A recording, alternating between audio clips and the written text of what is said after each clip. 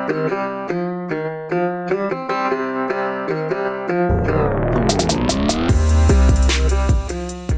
up, everybody? It's Dan, Binder Boneyard, coming at you from someplace different. This is the spare room, back bedroom, office, other TV room that we got here at the house. Some technical difficulties at the shop, so I had to do this here. So I apologize to Brad, my engineer, because I'm holding this microphone and he's probably going to hear some weird noises and feedback. And I apologize to everybody watching on YouTube because I am ugly. So anyway, thank you everybody for watching the video series. Been trying some new stuff. It's been working out pretty good. A lot of feedback. That really is. It's helpful when you guys tell me what's up and, how you like it or don't like it or whatever. One of the things I ask is I know a lot of you guys are on social media, and when you're on Facebook and you see somebody asking questions about something, a lot of these videos have information that people need. If you want to just refer them to the video, that is, that's super helpful too, because not only does it help my, watch hours and things like that, but it also helps, people help spread the word and get the knowledge out there that people need. So anyway, I really appreciate it. You can support me on Patreon at Binder Boneyard Patreon. You can subscribe on Instagram, monthly subscription. It's pretty inexpensive, but every dollar helps. So I appreciate all of it. So today we're going to jump right in with everybody's, I shouldn't say everybody, but a lot of people asked for a D series podcast about D series, and not to be confused with D model, which is the 37 to 39 or 40 international. We're talking about the D series 69 to 75. So that, even though it was only 5 or 6 years there, they covered a lot of ground. So we'll get going. I mean, there were some big changes from the 68, which is the, like in the last podcast, the round body style, it's completely different looking, just everything about the C series that ended in 68 and then the beginning of the D series. We commonly refer to the Ds as the square bodies, not to be confused with the Chevy square body stuff, but just for reference, when we're talking to somebody on the phone, because they'll call and they say, I have a 69, and then you get to talking to them and it turns out they actually have a 68. Because a lot of times with international, they were titled when they were sold. So there were a lot of 68s that got left on the lot and got titled as 69s. So the 69s that came out, there were some definite design differences besides being square. Completely different interiors. More of the Scout 2 style dash with the rectangle gauge openings instead of the round. More functionality. The ignition switch got moved to the middle of the console or middle of the dash. Some of the knobs got moved to the left-hand side, so your headlights and your wipers were right next to each other. Whereas on the C series, you had your ignition on one side and your headlights, and then wipers were on the other side. So the layout of the dash, the D series, was a little bit better. Completely, like it was all new. Everything about the 69 was a complete departure from the 68, except the frames. The frames on the D series up to 73 are suspiciously like the C series frames. the layout, the holes, all that stuff. The only change that I've ever really noticed is around the steering box. And, that is about it. Use the same spring bushings, uses the same spring lengths, uses, so much of the same stuff from C to D. But, so the 69s, they had the long, skinny rectangle marker lights like a Scout 800 would have had. And like I talked about before, there's that parts sharing. So you see the marker lights on the 69, same as what came out on the 70 Scout 800. So, whether that was intentional, I mean, of course it was intentional, but, I think they just, they were sharing parts because that was what they had to do to save some money. One of my favorite upgrades of the 69s is 8-lug axles. They finally got smart and went to the 8-lug that everybody else had already gone to. They got rid of that big 6 crazy pattern and went to 8. So that was a good update. They did, the interiors got nicer, the door hinge design changed, all of the interior, they really took it to the next level. All the controls are they function better. They're a little bit more legible. The dash was actually a padded dash instead of the previous steel dash with a piece of foam glued to it. Just they feel bigger inside than a C series. And of course by 69, the Travelall got even bigger. You could fold the seat up in a Travelall and put a 4x8 sheet of plywood in it and still have 1.5 feet of room at the back up against the tailgate. Like just massive. The Travelalls just had so much room inside. The power back window setup got better. The dual tanks were less of an afterthought, especially in the Travelalls. Travelettes and pickups. The driver's side fender fill on them just was a better layout. It took fuel better, all that stuff.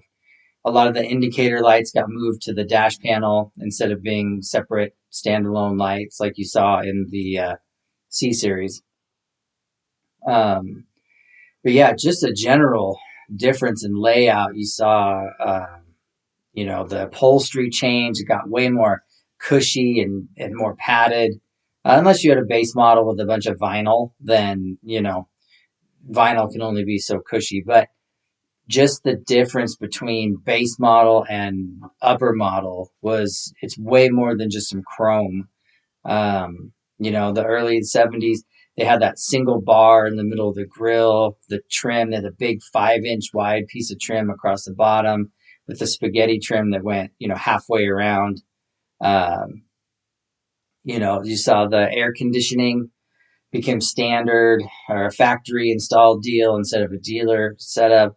But the 69s are the only year that I've seen with the blue and red or blue and orange indicator panel for the heater controls.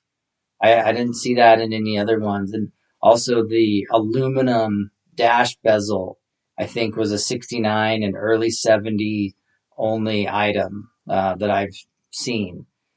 So, 69, that's a lot of those features. And then you get into 70, where the marker lights changed into the small rectangles like you saw on Scout 2s. So you see that change. The dash changes a little bit to the uncolored heater controls. Really, that's about it there. As far as drivetrains go, in the 70s, 69, 70s, all the way up to 75, 74, you saw the AMC engine option.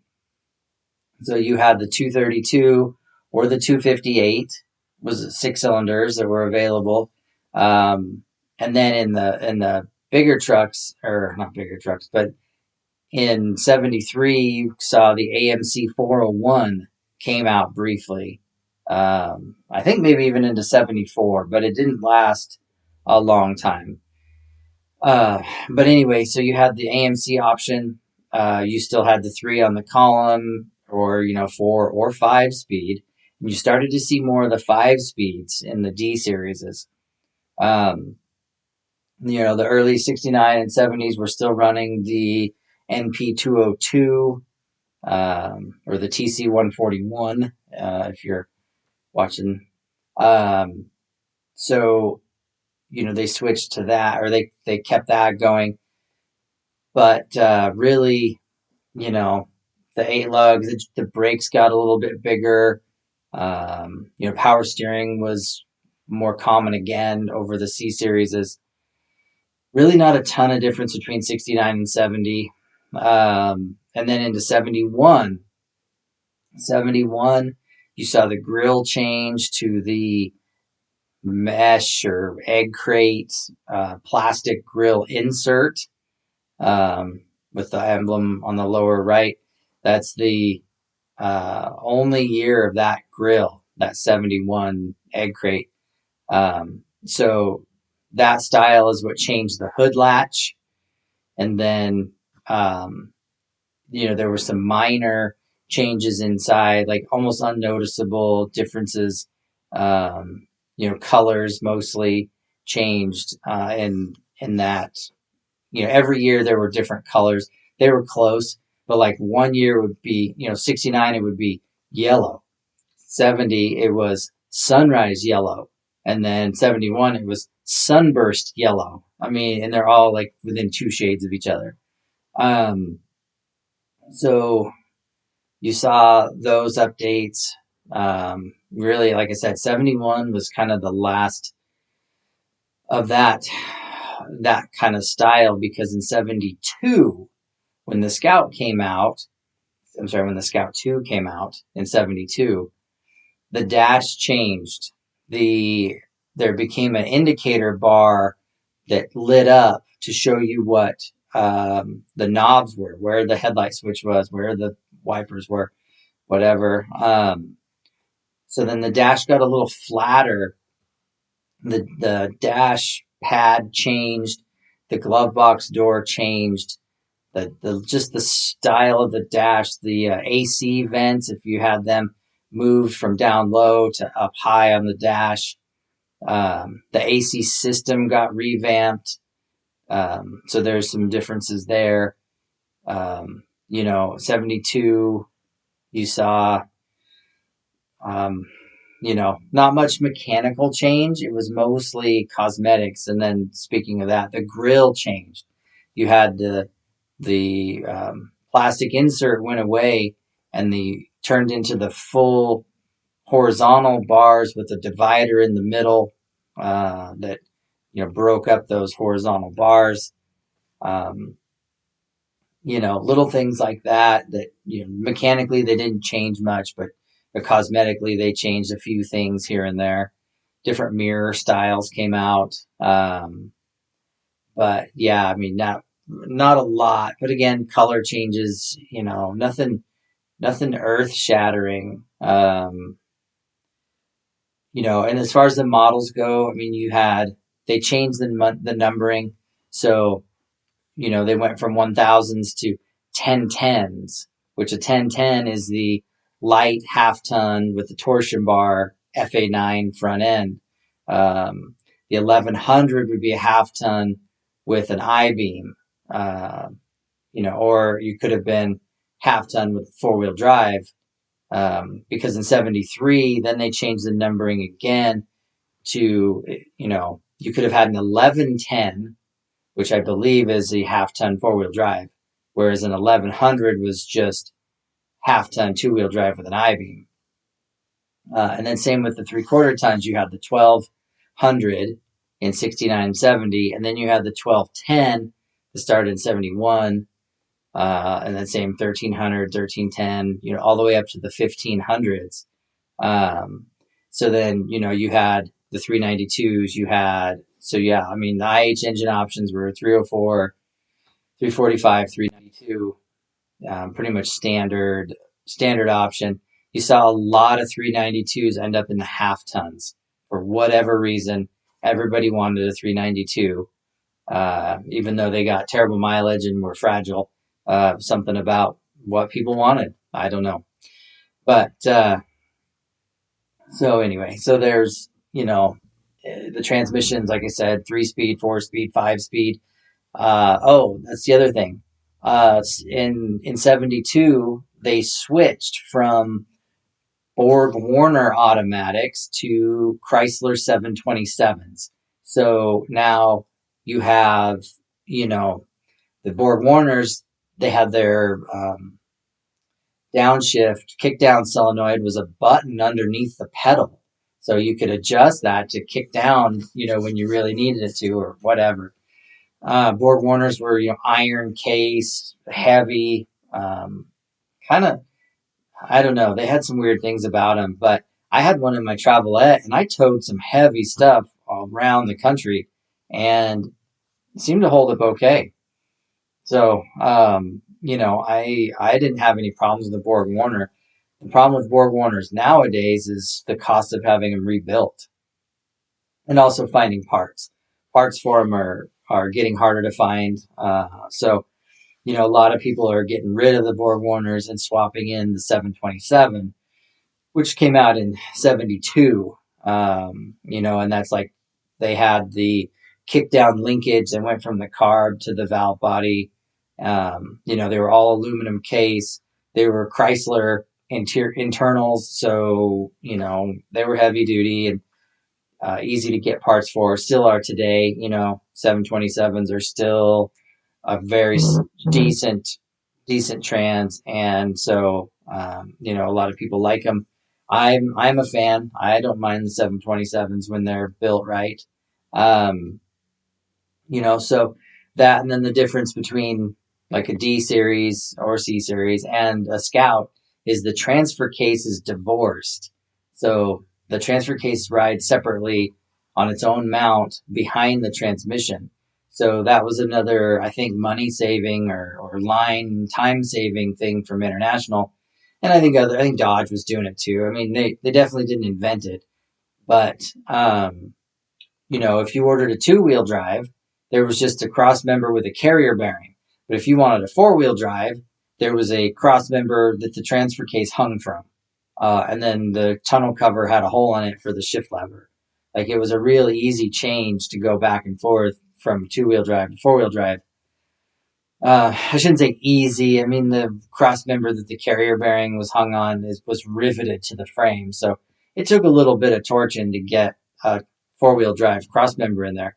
But the frames are already set up for that 4-wheel drive cross member. So it's not like you're, having to go do a bunch of fabrication and stuff. It's all right there.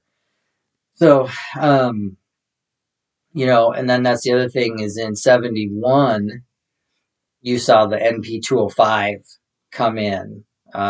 They phased out that 202 and the NP205 TC142 came in and became the standard transfer case for them, till the end, until 75.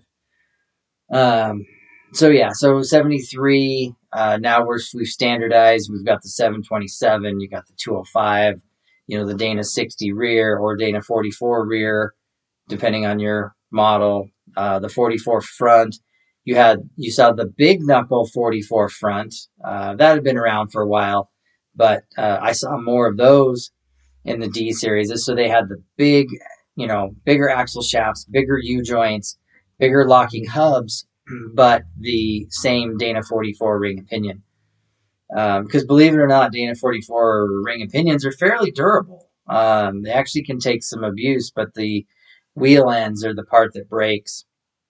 So there was and that was a weight capacity. I think that's like the 4,800 pound axle. If you look at your line set ticket, that'll be what it's called out as. But yeah, so you could still get the closed knuckle or the big knuckle. But then the other thing we saw in 73, because 73 was just a crazy crossover year, is you did start to see the open knuckle axle coming through. So, and I think that's because of the scouts. I think Dana Spicer was done making closed knuckle stuff, and they were pushing. Everybody was going to the open knuckle because they figured out ball joints and they figured out the turning radius and all that stuff. So you start seeing the introduction of the open knuckle, where instead of that big ball closed knuckle, now you've got the open knuckle. You can actually see the U joint. So that was also another 73 update. And then finally, you saw disc brakes in the 1010 travel all and pickup. They, and they didn't even come on full year. I think it came out towards the end of 73, mid 73, because I have two 73 travel alls. One has disc brakes and one doesn't. So I'm not sure what the designation was or why they changed, but that's something else you see is that change from disc to drum or drum to disc in the half tons. And again, you see in 73, you see the trim change. They go to the small 3-inch trim like the Scout 2s have. They go spaghetti trim that goes all the way up the side, dang near to the door handles, all the way around. You saw the wood grain paneling, whatever. Again, the 73s had the same dash layout with the lighted indicator bars. You started to see FM radios became an option. A lot of that sort of stuff. 73, like I said, 73 is a tough year because you could have had so many versions of something. And it's really hard when people are buying parts and they say they have a 73. You really got to ask them a lot of questions about what they got and, all that. And it's tough for Josie sometimes when she's doing it because it's like there's just too many things. And then you go into 74. 74 is a huge change.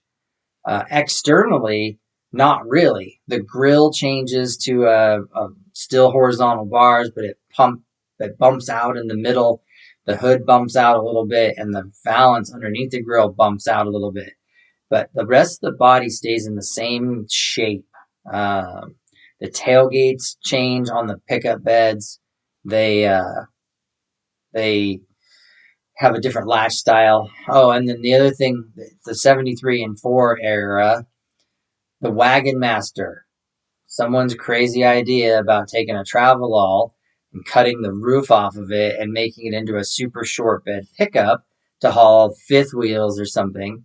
It sounded great on paper, but then you go to do it and the bed is too short. You put a fifth wheel hitch over the axle where it's supposed to be. The fifth wheel runs into the back of the cab. So they had like these offset hitches and they had this funny thing you did with the tailgate so that you could leave it halfway open to clear the fifth wheel hitch. It really was a poorly thought of and executed idea. I've had several over the years. There's one in the yard right now.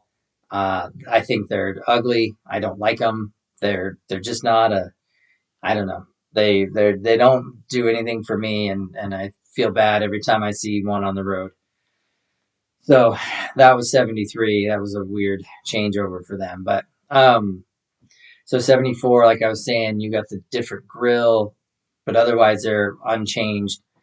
Still has the small trim, spaghetti trim, different colors.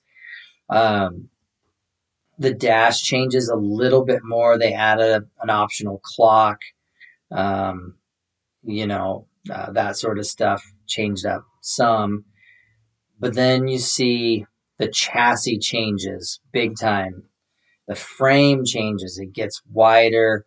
The engine placement. They actually move the engine back in the frame, do side mount motor mounts with rear dump manifolds. This big long fan shroud. The steering changes a little bit. The axles in the 3/4 tons see disc brakes. And they use a crazy rotor that's obsolete now, you can't get, but it has this huge hat big offset rotor. They use caliper stands that look suspiciously like Scout 2 caliper stands. And then they use Scout 2 calipers. So, yeah, the disc brakes is a nice update, but man, using the same calipers you used on your half-ton or lighter, SUV is kind of a weird move for such a heavy-duty company. But, whatever. They seem to stop pretty good. But one thing I thought was funny is that in the 1 tons, the 1300, or I'm sorry, the 200 and up, is they still kept that Dana 70 front axle with the big knuckles and the giant drum brakes. Because that's International really made a big jump from their 3/4 tons to their 1 tons. They really meant it. Like, there was no screwing around. When you went to a 1-ton International, you had the RA15, you had the Dana 70 front or Dana 70 rear, depending on how you were optioned. The frames were thicker, the spring packs were thicker. Like, there was just so much different. The frames had different bracing in them for the steering box. Just crazy differences in the 1 tons. But you started seeing that in the 74 and 5s.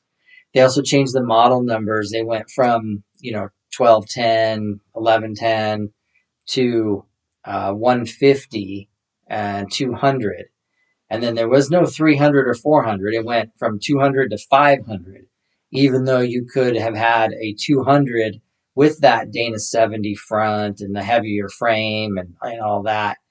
So it was just a different, you could tell they were really trying hard to get their shit together and just couldn't do it in 74 and 5. That's when you saw the AMC 401 was replacing the 392 in the half-ton versions, because if I remember right, there was a 392 shortage, and so instead of wasting 392s on half-tons, they were putting the 401 in there and then saving the 392s for the pickups and medium-duty trucks that were getting a lot of those.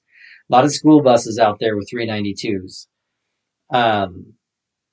So you saw that. And then in 75, they were pretty much exactly the same, except they made a change. They went from 150s to 100s, I believe. And then the 200 stayed the same. So the bodies were the same. You saw some more emissions equipment come in. Starting in 73, you started seeing the gold box ignition system, which was the Holley, magnet inside the distributor, and that triggered the gold box that was mounted on the firewall. And if you left it on too long, if you left your key on too long, you'd melt all the epoxy out of the gold box and it would run down your firewall. And then the gold box would burn up and you would stop, ignition would die. The gold box was a terrible, I shouldn't say terrible, because I've had gold box systems last my entire ownership of the vehicle. And then I've had other gold box systems fail, 3 times in 2 years. And so it's, the gold box was really, it was hit or miss. It was probably fine back in the old days when it was supported, but now it's different. So yeah, there were other changes. The tailgate mechanism and the travel walls changed in 73. Just differences. It's all subtle. Most to the casual observer, they don't really notice, the armrest location or, whatever. Like it's just real minor details. And, so it's really just those big external cues, like the trim location and the trim width and the grill style and that kind of thing. That's the giveaways.